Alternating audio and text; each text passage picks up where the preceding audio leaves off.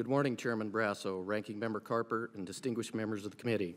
Thank you for the opportunity to speak today. My name is Terry Wolf. I am the Chairman of the Board of County Commissioners in Washakie County, Wyoming. Washakie County is located in rural northwest Wyoming with an annual revenue of only $8 million. It is the third poorest county in Wyoming. Washakie is one of 4 counties in the Bighorn Basin. You can find a map in Appendix A in my written testimony. This area of Wyoming is well known for its sugar beets that are grown and processed into pure U.S.-made sugar for consumption. The high yield of agricultural production is dependent upon the Bighorn River. Unfortunately, this same river that brings so much life also brings destruction to our communities in the spring when ice blocks the size of trucks and weighing up to 300,000 pounds jam up and block the flow of the river. The ice jams push the water over the banks into the communities in Worland, Manderson, Basin, and Grable, flooding homes and businesses and threatening the sugar processing plant that I already mentioned.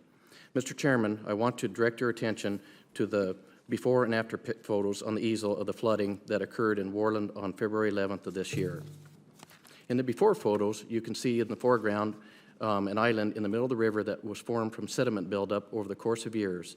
In the after photos, you get a clear picture of the ice blocks creating a dam at that island and is causing the flooding. Over the course of a week, city, county, state officials, the Wyoming National Guard, and numerous volunteers worked tirelessly to protect public and private property and critical infrastructure threatened by the flood. We are still evaluating total cost to our communities and damage cleanup, but estimates will likely exceed $150,000. While this flood is heartbreaking by itself, what is important for the committee to know is what happened in Worland a couple weeks ago is almost identical to flooding in 2014.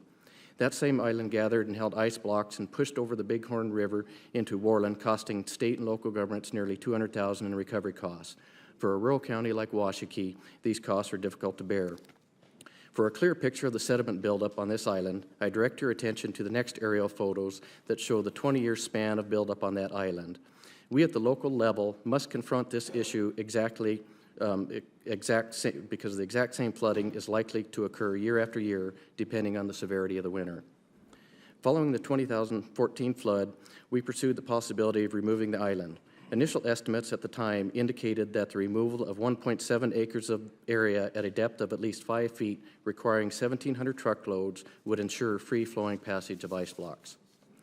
While a project like this is very small for an agency like the Army Corps, it is much too large for a community as small as ours to tackle on our own.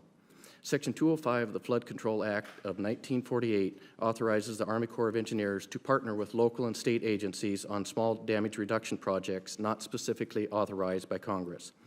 While we initially pursued a Section 205 project in 2015, we backed off after inquiries uncovered the likelihood of difficult and expensive bureaucratic hurdles and the potential of more stringent environmental permits to remove the sediment island. Additionally, while the federal share of costs associated with these small projects is significant, we were concerned that the local share was still much more than the rural agricultural-based county could meet.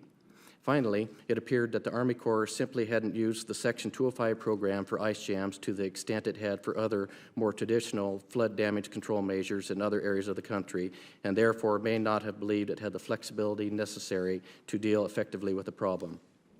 With that in mind, we are pleased to see Congress include language specific to ice jams in the Water Infrastructure Improvement Act for the nation, passed just 2 months ago in December 2016. That language requires that the Corps identify and carry out not fewer than 10 projects to demonstrate technologies and designs developed to prevent and mitigate flood damages associated with ice jams.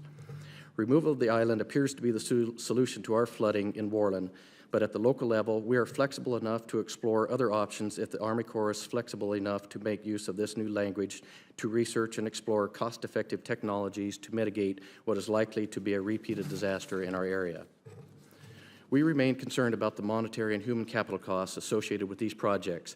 However, Washakie County stands ready to work alongside the Army Corps of Engineers on any viable and cost-effective solution for the protection of our community. We hope that Washakie County and the Bighorn River will be among the first of the cold region pilot projects. Seasonal runoff or unique weather events are things over which we have no control, but floods caused by ice jams and a sediment island in the Bighorn River is something we can control with the assistance of the Army Corps of Engineers. I'm here to ask both the Corps and for your help to ensure that as you move forward with funding infrastructure projects of great importance to the nation, that you do not forget about these small projects in rural areas that are of critical importance to our local communities. Thank you, Mr. Chairman. Well, thank